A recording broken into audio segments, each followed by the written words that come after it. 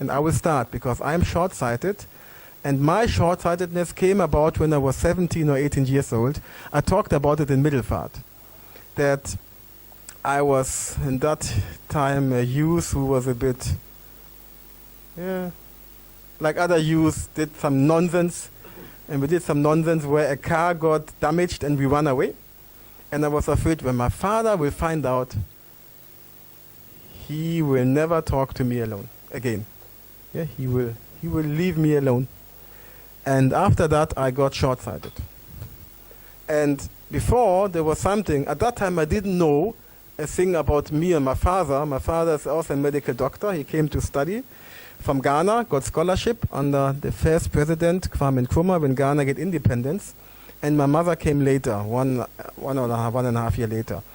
And then my parents split up for some time, and my father was taking care of me alone, and he was also a medical student, had to go to university. Got some scholarship and had to work and couldn't afford a babysitter.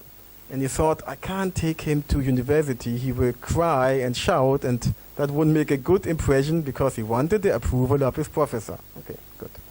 So he left me alone, and because he didn't want the neighbors to get affected by me being alone and crying, I must have been something between 4 months to 8 or 9 months. He left me alone, and because then he didn't want me to shout and to disturb the neighborhood, he put a plaster on my mouth. I got to know that when I was angry with my father some years ago, and I wrote a very harsh letter, and he said, yes, maybe that's because I did this and this in the past. So it was one of the first times I expressed my anger about my father in a letter.